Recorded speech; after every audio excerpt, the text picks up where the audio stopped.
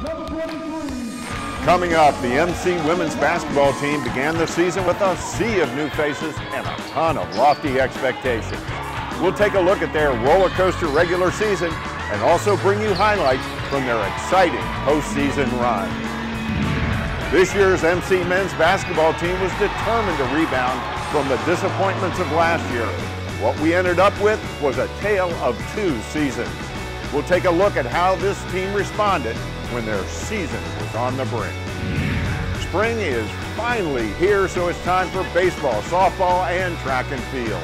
We'll have a preview of all three teams as they each try to top what they accomplished last year. And finally, we'll pay tribute to one of the all-time greats in the history of Montgomery College athletics. All this and more on the latest edition of the Raptor Report, starting now.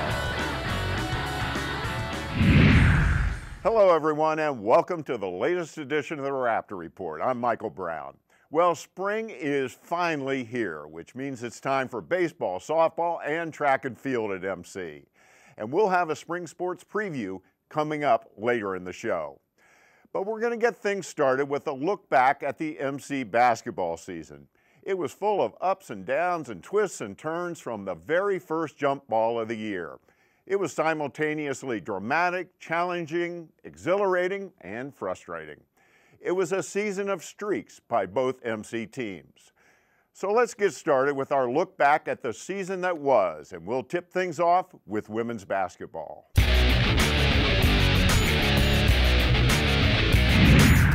Head coach Tarlouh Gasque began her 8th season with Montgomery College, coming off a 2012-13 season that saw her team finish 5th in the nation after qualifying for nationals for the 2nd straight season. But that was last year. This year's team looked a whole lot different. 12 new additions to be exact. And they were joined by just 3 returners, Megan Tillman, Angelica Saccone, and Ashley Latter. And to add to the degree of difficulty, Coach G, as is her custom, designed a killer early season schedule full of tough road games and higher division opponents. Now, she's done this every year she's run the program in hopes of toughening up her team early and also to send the message that NJCAA basketball is no walk in the park. So they began the season on the road in a tough tournament in Boston, and they took 2 of 3. Including a win over Roxbury, who they'd lost to in the national championship tournament last year. But then their inexperience seemed to catch up to them as they played just 500 ball over the next 6 games. But that stretch did include a big win over D2 Passaic out of New Jersey and a convincing win over Nova on a big night at MC. The night the brand new MC Athletics mascot, the Raptor, was revealed. That victory began a Raptors run of 7 wins over their next 9 games, including tough road wins over Frederick and Garrett and an 85-58 thrashing of Howard. We talked with Coach G after that win, and she was reasonably happy, but far from satisfied. One of the things I stressed to the ladies today that is we have to play MC ball. That was the theme today. Don't play to the other team's level, and I felt that we were a much better team and we needed to show it. So when we went in the second half, they knew I wasn't very happy with what was going on. They needed to execute better, and I think that's what we saw. They came in and started executing our plays the way they were supposed to. So as the new year arrived, Coach G's young Raptors were 11-6 and had shown signs of playing the type of ball she expects.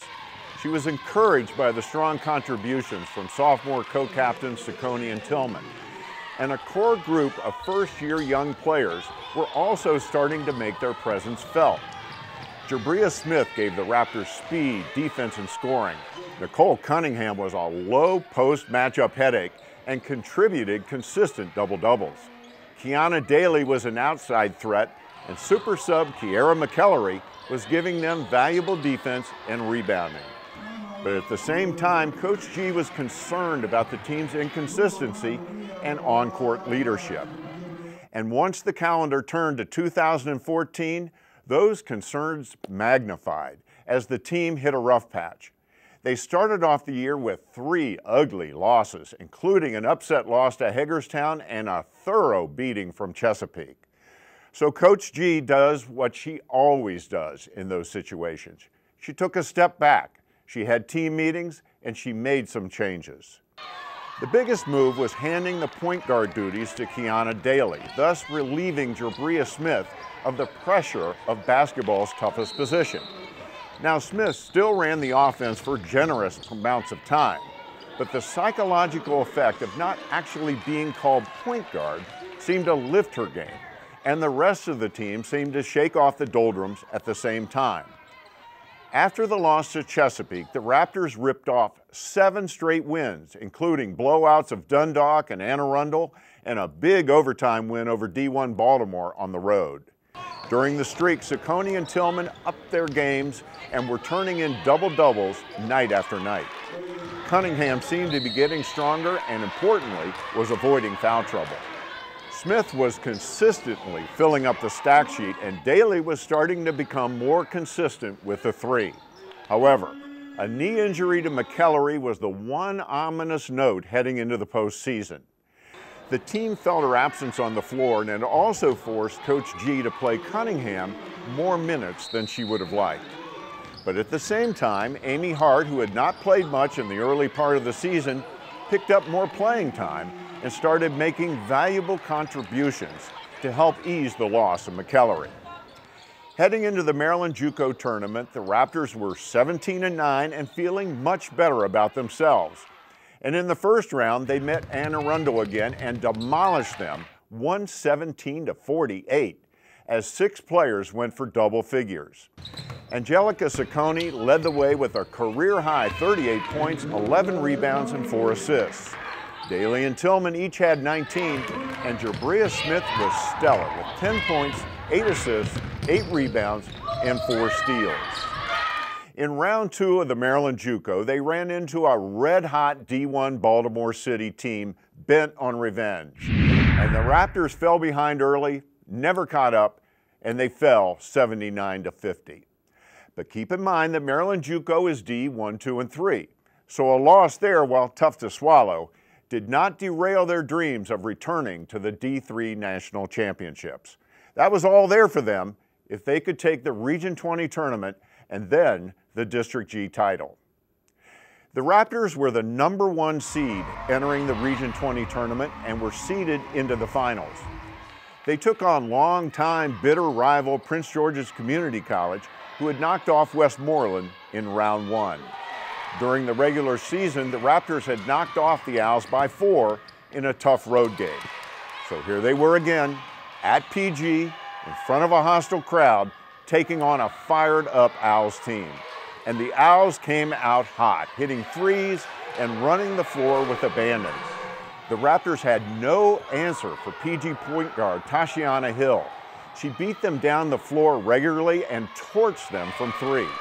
And it looked bleak for MC when Cunningham picked up 2 quick fouls and was on the bench for all but 5 minutes of the half. At the break, PG was up by 15, 47-32. But whatever Coach G said at the half seemed to light a fire into the Raptors as they came out from the break looking like a different team. The defense ignited the offense as their press forced turnover after turnover, which led to fast break hoops. The Raptors also took better care of the ball, and suddenly Hill had a hand in her face every time she shot the 3 ball. In no time, they cut into the Owls' lead and then finally caught them and then took a brief lead. From then on, it was a back-and-forth nail-biter. The teams traded the lead until Jabria Smith, Nicole Cunningham, and Angelica Saccone took control in the last 5 minutes of the game to seal the comeback and give the Raptors their 3rd straight Region 20 title. At halftime was like, okay, it's 15 points, it's not insurmountable. We're a better team. We need to play like it. We need to settle down, make good passes, play good defense, because defense always wins championships. That's why I keep telling them. The team that plays the best defense usually wins. So if you do that, we're fine. Second half, I bring all that I had because I did not want to lose this game. We did not want to lose this game. We're going to Georgia. After that rousing comeback win, the next step toward their ultimate goal was the District G title game on the road against West Georgia Technical College. the number 10 team in the NJCAA national rankings. MC got off to a solid start, frustrating the up-tempo Golden Knights by forcing a half-court game and holding a lead until late in the half. But when Jabria Smith picked up her third foul and had to take a seat, West Georgia took advantage to lead by 5 at the half. The second half was all West Georgia. They forced the Raptors into a slew of turnovers, which led to fast break baskets as they built an insurmountable lead. Not even a dominating game from Nicole Cunningham could stem the tide, and when Jabria Smith went down with an ankle injury, the Raptors were out of answers. And their season came to a crashing halt, 87-63. That loss was tough to take, but when you look at the season with a little perspective, perhaps expectations were a little unrealistic to begin with. The team had just 3 returners from last year's Nationals team, and they added 12 new players. That's a lot of new players to mold into a cohesive team. And I think that goes a long way towards explaining the streaky nature of the season. But what should not be lost in the team's disappointment at not reaching their goal is that this team was 19-11. They won their 3rd straight Region 20 championship. They were 9-4 in the tough Maryland JUCO Conference, and they took home several postseason honors. Jabria Smith and Nicole Cunningham made the All-Region 20 first team. Angelica Ciccone was also named Region 20 Tournament MVP. And Smith also made second-team All-Maryland JUCO, while Cunningham and Ciccone honorable mention. So a fine year to be sure, and if all the freshmen on this year's team return next season, well, look out. And stick with us because we'll be right back with a live in-studio conversation with Raptors head coach Tarlouh Gasque. You're watching the Raptor Report.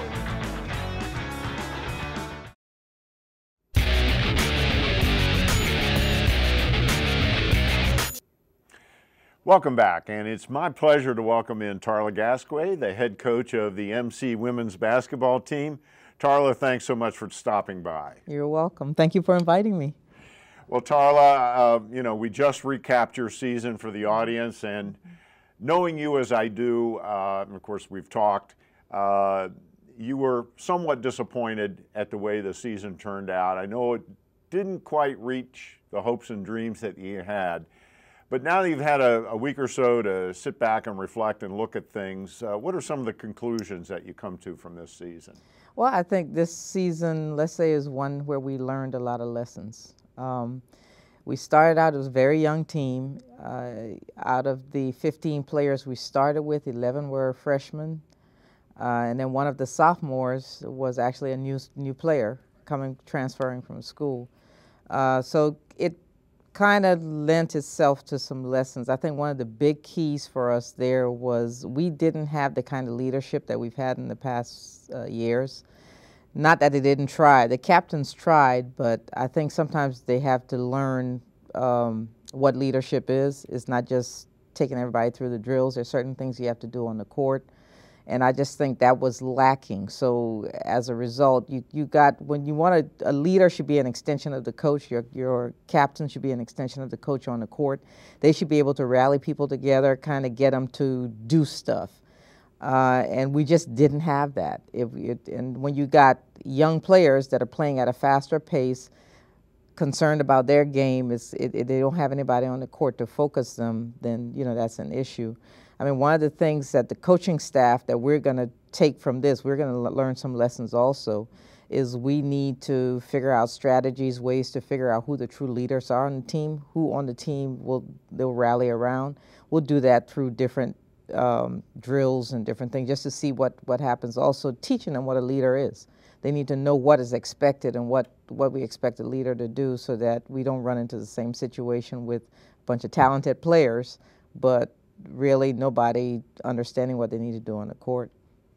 Well, it was really an odd season. Mm-hmm. It was as we talked about in the story we did earlier, it was a season of streaks, up for a while, down for a while, up for a while. What do you attribute that to, do you think? The youth again? Well, it's the youth, and then when you think about it, a lot of these players that we recruited, especially those that were doing a lot of the playing, came from teams where they were the go-to player. Then they got on a team where they had to play with other players, and I don't think they really, and I found out over time, I didn't know about shoot or give it to this person because, you know, they could shoot too. And, you know, so there was the indecision, and some of that you saw in the turnovers because instead of shooting the ball, they would try to pass it when really it wasn't a good pass because they had to get used to playing with other players that were just as good, if not better than they were. In addition, you had players who I think then started to doubt what they could do because they were all of a sudden in an environment where they weren't the best player. So, okay, maybe she can do it better. So we ran into a lot of that, and I think as the season went on and they started learning more and more about one another, then it got better. So, you know, we kind of, that's why we started taking that, you know, oh, you had that 7-game winning streak there. Because all of a sudden it's like, you know, we can do it. We can play as a team. Everybody's expected to do certain things. They understood what their role was more and started not doubting themselves as much. And I think so we ended up seeing, you know, with some role changes, we ended up seeing a better end to the season. Absolutely, much more consistent. Yes. And, you know, like we said, you're disappointed, yeah, but you're 19-11. Right. You won your third straight Region 20. Right. You came within one game of national, so you know it's not a hang-your-head season. No, not at all. I mean, we're even third in a conference where we play mostly Division I and Division II teams. Absolutely. So I really am not hanging my head. I think I've learned a lot. And it's interesting. We have, you know, the meetings with the students afterwards, and so many of them came in there, Coach, we're sorry, you know, we should have done this and so forth. And the plus I have is I got them to say, okay, so next year you know what you need to do. So next year is unfinished business. So at least I got these players, a lot of players returning. So I'm, you know, while I was disappointed, hey, it's not, it could be a whole lot worse. Well, that's good. And already I can see you formulating a strategy for next year, you know, unfinished business with a bunch of players, hopefully a bunch of players coming back. Is it looking good for that? Actually, yeah. What we do at the end of the season, we have closeout meetings with the student athletes. So we bring each one of them in, whether they're continuing or graduating or moving on. We had a few of the freshmen that actually were second-year players at Montgomery College, so they're graduating and moving on. But we talked to them to get their feedback on how the season went. What are the things that they think that we need to work on academically and on the court? And based on those meetings, I know for sure I'm going to have 8 players returning. 4 of them starters, and potentially getting Deja back from a couple of years ago, who is definitely a starter. Oh yeah. So that's I'm looking forward to next season because you know, they know what I need, they know what I want, they understand the program, they know what's expected of them. A lot of them are going to be around here in summer school over the summer because they're trying to make sure they graduate, which is one of my goals for the team. I want them to graduate after 2 years with the AA. So it should be nice. All right, in the short amount of time we have left, now you talked about next season, but there's really no off season for you. No, I know that. Definitely not. Definitely. You're into the recruiting mode now. Definitely. Tell us some of the things that you do to bring players to MC. Well, I've already been out there. Went to the Maryland State Tournament, the high school state tournament. Went to the DC All-Star Tournament. Got to watch a lot of players. I look at those players who either didn't qualify or those who want to stay closer to home for varying reasons, or even the cost of college, because if you're not getting a full scholarship somewhere, colleges now cost, even the Division III costs $50,000 a year to go to, compared to about $5,000 at Montgomery College. So I pretty much talk to those students, talk to their parents, get them in here, get them to see the school, get them to talk about the program, and that's how we kind of get them to select Montgomery College and come here. And at this point, I'm looking at, there are 3 I'm pretty sure are coming that are going to have a huge impact on the program. Wonderful, wonderful. Well, again, thanks so much for coming by. Congratulations on a really fine year. There are a lot of teams that would trade the year they had for what you guys had. So thank you. It's great working with you as always, and good luck with the recruiting. Thank you. And stick with us because we'll be right back with a look at the season turned in by MC's men's basketball team. You're watching the Raptor Report.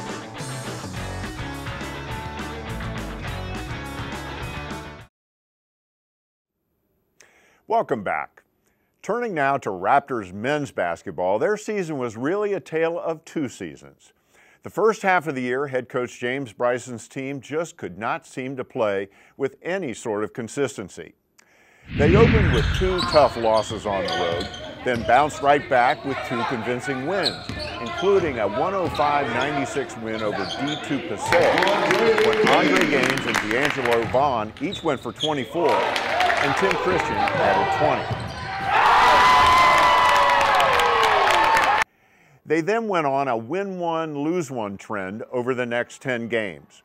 A strong win over Howard, who was in first place in Maryland JUCO when MC beat them 77-63 behind 22 from Gaines and 15 from Christian, was followed by frustrating losses like the 91-78 loss to Southern Maryland. Now, in truth, some of this inconsistency could be laid at the feet of injuries and inexperience. Tim Christian, one of the stars of last year's team, broke both wrists in preseason, and it took him several games to round into form. And the team had just 2 returning players, Christian and Andre Gaines. Now, granted, they're a great starting point, but still Coach Bryson had a lot of new players to add to the mix. So as January rolled around, the Raptors were under 500. But when Hagerstown came to Rockville on January 8th, the Raptors looked at this game as one that could get them back on track. And in a way it did, though you wouldn't have known it at the time. The first half was a back-and-forth affair with neither team taking control, and at the break the Raptors were down by 3. But they roared out of the locker room on fire to start the second half, hitting from all over the court, running their break, and all of a sudden they were up by double digits and had the Hawks on the ropes. But they took their foot off the gas too early, and Hagerstown clawed their way back into it, raining threes and getting many second-chance opportunities. The Raptors' lead had shrunk to 1 with just seconds left when Hagerstown rebounded a missed Raptors free throw and set up an inbounds play. And with time running out, Hagerstown's Victor Blakey Jr. hit a desperation runner from 25 feet at the buzzer to send the Raptors to a crushing 92-90 loss. The devastating defeat rocked the team, and frankly, I wondered whether they would just fold up at that point. But that loss, as tough a one as a team can endure, seemed to galvanize the Raptors. Just 3 days later, they came back to whip D2 Chesapeake 84-74 behind 24 points from both Christian and D'Angelo Vaughn. And that win touched off their best run of the season as they took 8 of the next 9, including an 83-66 win over D2 Dundalk, where Vaughn lit up the gym with 27 points and 8 assists. Christian added 18, and Sam Igioma had a double-double with 13 and 11. So heading into the Maryland JUCO tournament, the Raptors were playing their best ball of the season and, more importantly, their most consistent ball. That continued in the Maryland JUCO first round when they knocked off Chesapeake handily, 85-63. As Vaughn continued his torrid run with 23 points, Zach Curran added 18, and Jordan McCants came off the bench to chip in 15. Their Maryland JUCO run came to a halt in the second round when Baltimore City edged them 82-76. But the big prize, the Region 20 championship, was still theirs for the taking. In round 1, the 4-seeded Raptors took on 5th seed Penn Highlands. Both teams started slowly, and it was a sloppy first half until about 5 minutes to go when MC went on a spurt to grab a 13-point lead at the break. The second half was all MC as their defense shut down Penn, and Andre Gaines controlled both ends of the floor for a 100-77 win. Gaines registered a 22 and 14 double-double. Christian also had 22. Vaughn 20, and Igioma contributed yet another double-double with 16 and 12. That sent the Raptors to the semis, where they took on number 1 seed Anne Arundel, who the Raptors had knocked off during the regular season. The first half was all Andre Gaines as he repeatedly got open on the baseline. But the Pioneers stayed close by spreading the offensive wealth around, and after they went on a brief run near the end of the half, they took a 5-point lead into the break. The Pioneers continued their surge in the second half, showing great ball movement and scoring balance to build on their lead. And most importantly, they adjusted their defense to take away the baseline from Gaines. Now, MC hung tough and they kept cutting into the lead, but each MC surge was answered by the Pioneers. And they took the game and knocked the Raptors out of the tournament 90-73.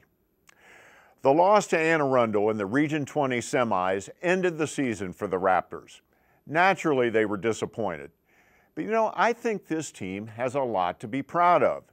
The way these guys responded to that devastating Hagerstown loss spoke volumes about their character. They learned from it. They played smarter ball, and they played their guts out to salvage the season. They were 7-9 and could have tossed in the towel after that Hagerstown loss, but instead they pulled it together. And despite a very short bench, won 10 of their last 13 to finish 17-12. And the players received several well-deserved postseason honors.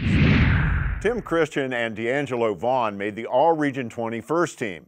Christian was also named to the All-Maryland JUCO second team, and Andre Gaines, honorable mention. And don't go away, because up next we'll be sitting down with MC Athletic Director Derek Carter. You're watching the Raptor Report.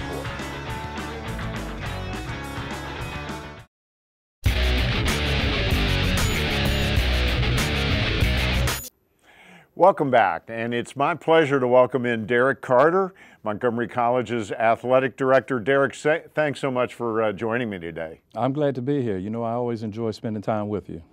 Well, you know, we've been talking all show long about the success on the court, on the field for MC teams, but I know one of the things that you wanted to talk about today was the academic side, because none of this can happen unless they do it first in the classroom. So how are things going on the academic side for the teams? Things are going well. We're pleased with the progress all of our students are making with academics. We've committed early in the fall to really try to educate all of our students on exactly what our expectations are academically, and then to provide the appropriate resources so that they can be successful. We've implemented our study hall programs for our students to just make sure that they're focusing on the books throughout the week. We have processes in place to make sure that they meet with academic counselors twice a week. And then we're doing a pretty good job of assessing data to make sure that we're doing the right things, and we'll be evaluating to make sure that all of our efforts to build a well-rounded student academically are working in the direction that we want them to. Well, it's got to, because if they don't do it in the classroom, they're never going to get out on the court. No question, no question. And that's why they're here, is to be student athletes. And we have to keep that in mind at all times and do our part, not only to ensure the successes that we've had within the particular sports, but we owe it to each student to be sure that we're giving them what we can to just give them that final nudge to be successful students. And, you know, they got to have the grades if they're going to go on to a four-year school. Absolutely. Our students come for a variety of reasons, but at the end of the day, most want to transfer to a four-year institution, and we owe it to them, like I said, to make sure that they're guided the proper way and that they put the energy into the books that are needed. Well, let's move on to one of your other priorities, which is community involvement and engagement by our teams. Tell us a little bit about what's happening in that area. Well, again, when we meet with the students at the beginning of the year and the coaches, we talk about our commitment to be active in the community and active in engaging the community and to understanding what we're about. So we've kind of challenged the teams each year to have at least one community project that you have as a team. And we've done great. We started off with our fall sports. Our soccer team really kicked off the year with an outstanding cooperative project with Team Impact, and we adopted our young friend Andrew Christensen, and our volleyball team launched the Dig Pink program, in which brought the awareness to breast cancer. Women's basketball continued during the winter with outstanding outreach in a couple of churches. Our our baseball team, as you well know, has been involved with some projects with Army veterans and veterans of war. So everyone understands the commitment. Our soccer teams have been involved with youth soccer programs, just reaching out, being mentors, and giving back to the community in a variety of ways. I think it's a great initiative, and I'm really glad that you got that kicked off. I think it's invaluable for these kids. It is, it is. Again, we're sending the message that we're developing the well-rounded student athlete, academically, athletically, and then socially. Well, let's shift gears in the little bit of time we have left and talk about fundraising. I know this is another new initiative that you are kicking off. Tell us what you have in mind and what some of your plans are. Yeah, we're in the early stages of trying to say that we're not always going to be dependent on the college giving us resources, financial resources, that we can get out and engage the community a little bit. Certainly we have to partner with our outstanding colleagues in institutional advancement to make sure that the right hand knows what the left hand is doing as it relates to fundraising. But we want to get out into the community, offer some opportunities for corporate sponsorships, more alumni giving. We really want to target our former athletes and bring them back into the fold of kind of giving back to Montgomery College. So we're going to be strategic in how we go about it and partner with our internal colleagues, but it's just we have to make sure that we reach out to the community for external funding support. Real quickly, a follow-up. Would this include, like at the Rockville Gym, for example, there is zero advertising.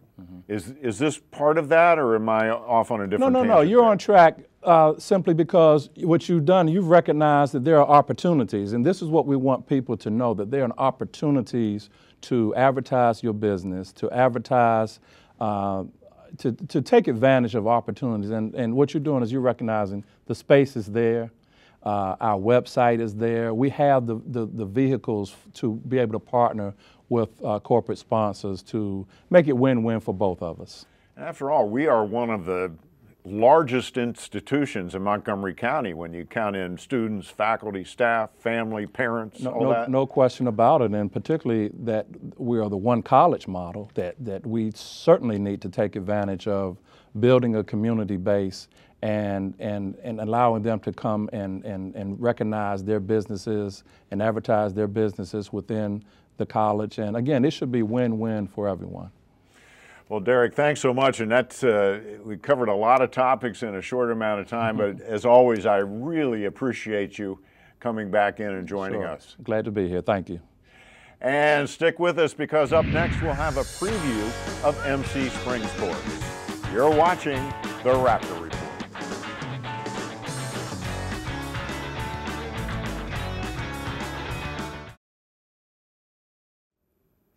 Welcome back. After the tough winter we've all endured, it looks like we might finally actually have a spring around here. So that means it's time to take the games outside. MC competes in NJCAA baseball, softball, and track and field in the spring. And with their seasons just getting underway, let's take a look at what's ahead for each team. MC Baseball is one of the most successful athletic programs in the history of Montgomery College. But this year's edition has a tough act to follow. Last year's team set a school record for most wins in a season, 40, won their 7th Region 20 title in the last 8 years, and returned to the NJCAA World Series in Texas. They placed 2 players on the NJCAA All-American team, Jake Taylor and Greg Turlick, and Taylor also won a Rawlings Gold Glove Award. In addition, they had 4 players named to the All-Region 20 team. And to add to the difficulty, the team returns just 6 players from last year's squad. But they were also ranked number 8 nationally in the NJCAA preseason poll. I talked with head coach Rasher about this year's team. We're very young, but there's a lot of talent. We're not going to hit the ball out of the park as much. You know, when you lose Travis Smith and Taylor and Turlick, you know, that's a big loss in run production. But these guys can hit and they can field. They're excellent on defense, and I'm looking forward to it. I think these guys are going to start their own path and be a pretty good team. Coach Rasher has always believed that pitching and defense are the keys to winning. Sounds like the defense will be fine, but what about the arms? We're going to be young, but we've got a number of very capable pitchers that are going to have to grow up on the mound. They're going to have to get out and do it and learn, and you know, that's why we play 50 games. So hopefully a couple guys step to the front and turn into some pretty good pitchers by the end of the year. And despite the team's incredible run of success, Rasher is well aware that the competition is nipping at their heels. You know, you saw it last year. We need to focus. You know, we need to get better as a team. I think that PG Community College is going to give us everything we want this year. In Westmoreland, we always play good games with them. So, you know, we just got to keep improving as a team. And then when we get to May 10th, well, things will take care of themselves. That May 10th date Coach Rasher is referring to is when the Region 20 tournament begins, and the winner heads back to the NJCAA World Series in Texas. Turning to softball, last season, new head coach Mike Bichy completely revitalized the program.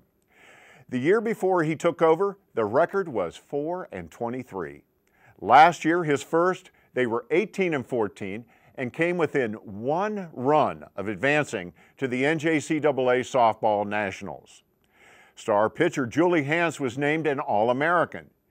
3 players made the All-Region 21st team and 2 made All-Maryland JUCO. So quite a turnaround, but as we know, it's tough at the 2-year college level. One year can be totally different from the next.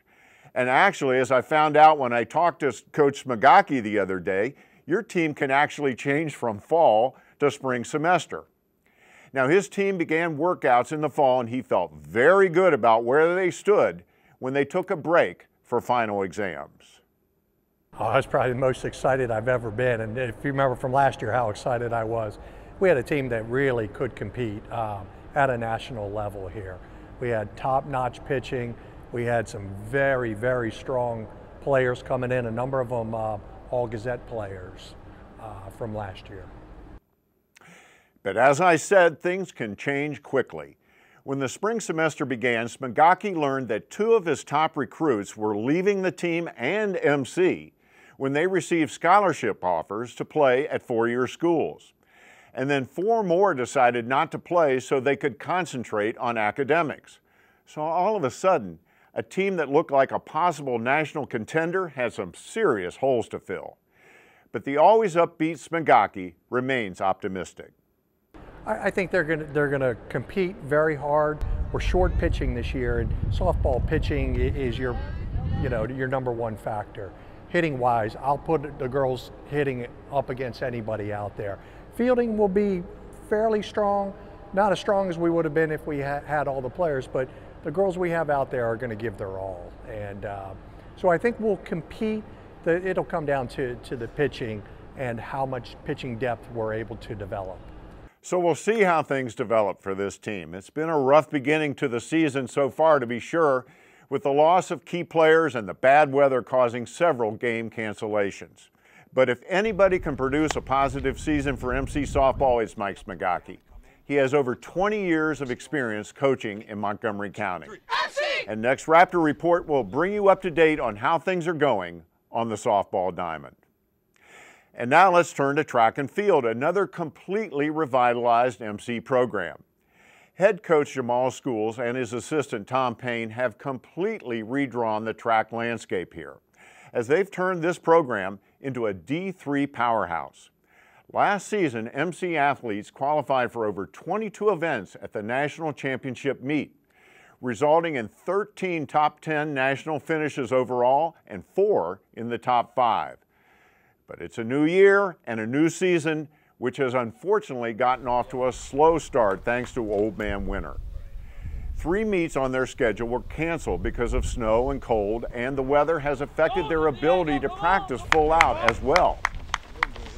This time last season, they'd already competed in several meets, and I talked with Raptors head coach Jamal Schools about the effect the slow start has had on the team.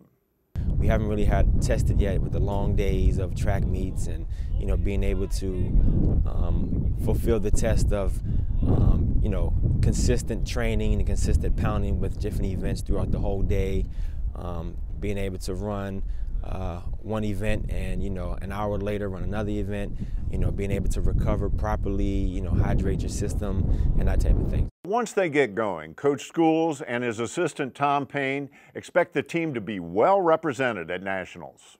We have a good sophomore core that has returned from either last year's team or has redshirted last year from the prior year before that, which combines for our 4x4 relay team, which should compete for Nationals this year. Last year they did pretty good, and, you know, we medaled last year. I think it was top 8. So they should compete, you know, hopefully, you know, top 3 this year. Individually, we have, you know, not to mention, you know, too many individuals, but, you know, 400 hurdles, 800-meter dash, 400-meter dash, and possibly a 15-meter run as well. For the women's side, nationally ranked, we have a few women as well, a few sprinters, primarily the 100 and 200-meter sprints. We actually have a high jumper that should be trying to compete this year.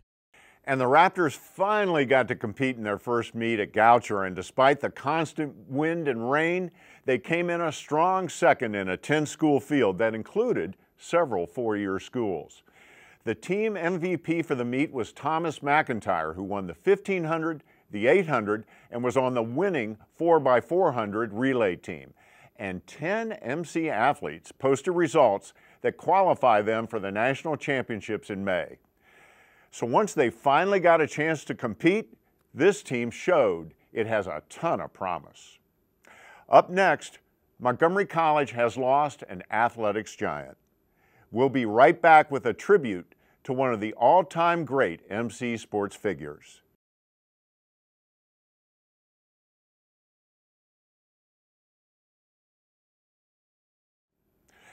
Welcome back. It's with great sadness that I bring you our next story. Montgomery College lost a true athletic giant recently when former athletic director, head men's soccer coach, and physical education professor Tom Bicki passed away. Tom, or Coach as just about everybody called him, was truly one of the founding fathers of athletics here at MC. He spent 37 years of his life teaching, coaching, and nurturing young MC student athletes.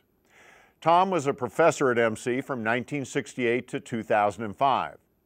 He was also MC's Rockville campus athletic director for 24 years.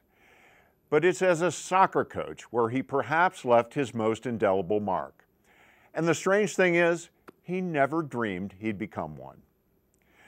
A three-sport star growing up in Frederick, Tom went to the University of Maryland, where he starred for the baseball team and served as team captain. In his senior year, he led the Terps to the ACC championship. After receiving his master's degree at Maryland, Tom came to MC looking for a coaching or teaching job. He started as a fill-in for the injured baseball coach Ray Fox, but was soon offered a full-time position teaching physical education, and was eventually named the full-time assistant baseball coach. But then MC Athletic Director Lou Chacos surprised Tom. When I interviewed Tom a few years ago about his MC career, he recalled that meeting with his AD. Lou Chacos liked what I was doing, and at that time the Montgomery College was starting to, the campus, the Rockville campus was starting to enlarge with more students, and they had 4 job opportunities at that time. And I got one of them as a physical education instructor. He said I could be assistant baseball coach because that's what I wanted to do, was coach baseball. I said, that's great. Teaching the physical education department, activity classes, and fine. And he says, and by the way, you're going to be the head soccer coach. And I went, wow. I said, I don't know a great deal about soccer. he said, well, the man had a vision that soccer was going to boom. This was in 1968. There was like, I think, 4 high schools in Montgomery County at that time were playing soccer. And now there's like 25 or 27 high schools, and they're all playing soccer with JV teams. So I started that, built up the soccer program year after year, got more and more involved with soccer. Spent 37 years coaching soccer. Coach put his legendary work ethic into gear and literally taught himself the game through trial and error, by going to countless coaching clinics, and by attending coaching school. Ultimately, he received a national coaching license, and I think it's fair to say that he learned the game pretty well. In 1982, he became MC's Rockville campus athletic director, and one of his first hires was for head football coach. He chose Phil Martin, and that decision began a close relationship that endured for decades. We wouldn't have gotten to where we did in terms of national recognition without Tom Bicki. And I don't know how anybody could ever forget what he has done for this program in this school. I always look forward to going to work. I've always done that. I knew going to work, I was going to be doing something. I was going to be contributing to student success. There were so many success stories in Tom's long career at MC. He helped countless students and athletes find the right path. But perhaps one stands above the rest, and that's MC Athletic Hall of Famer and current Yale University women's head soccer coach, Rudy Meredith. Meredith was on the 1988 MC team that came ever so close to winning the national championship. But it was off the field where Tom made the biggest impact on Rudy Meredith's life. I mean, I failed all my classes here my first year. And so you think this would be someone who would just give up on me. I'm sorry, you're just not. He pushed me in the right direction and say, listen, I'm not giving up on you. And I just can't thank him enough for what that meant to me, because it changed my life. I mean, it definitely changed my life, and it made me give me opportunity to say that, you know, I really want to coach because I want to kind of be like him. You know, I want my coach, I want my players to respect me as much as I respect him as a coach. And I kind of always kept that in the back of my mind when I coach. And because of that, that's one of the main reasons why I wanted to coach and why I'm coaching today, is because of Tom Bicki. Tom Bicki devoted his life and career to Montgomery College and the thousands of students he taught, coached, and mentored. What a career he put together. 37 years as head soccer coach, 37 years as a professor, and 24 years as Montgomery College Rockville athletic director. 471 career wins as head soccer coach. When he retired, that placed him first on the all-time NJCAA list of soccer coaches. And now, fully 10 years later, he's still third all-time. He was named National NJCAA Soccer Coach of the Year in 1997. He was inducted into the Frederick County Athletic Hall of Fame in 1998. And he was inducted into the NJCAA Region 20 Hall of Fame in 2002. And in 2005, Tom was named to the NJCAA National Soccer Hall of Fame. When he retired, the Montgomery College Board of Trustees named him Professor Emeritus. They awarded him with the Silver Medallion and created a scholarship in his name. An incredible career by a wonderful man, a true legend at Montgomery College. And we'd like to again send our deepest sympathies to Tom's wife Elaine, his children, and his grandchildren. Tom Bicki will be sorely missed.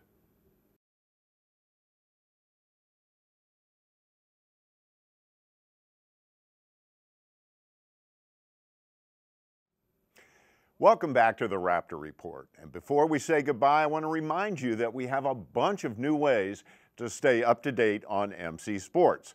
First, at the new and improved montgomerycollege.edu/Raptors, You'll find the rosters for all MC teams, team and individual photos, video highlights, game schedules and results, contact information for each coach, and much more. Another great way to stay on top of what's happening with the Raptors is the new MC Raptors Facebook page at facebook.com/theraptorsmc. Like the Raptors on their new Facebook page to get updates on everything that's happening. Follow MC Athletics on Twitter at twitter.com/MC_Raptors. It's an instantaneous way to keep in touch with MC Sports. And follow the Raptors on Instagram at instagram.com/MC_Raptors. And last but not least, check out the new MC Raptors YouTube channel at youtube.com/TheRaptorsMC. There you'll find this show and past episodes of the Raptor Report, plus archived games, game highlights, and more. Well, that's about all the time we have for this edition of the Raptor Report. But spring sports are underway, so join us next time for highlights from baseball, softball, and track and field. Thanks so much for watching the Raptor Report.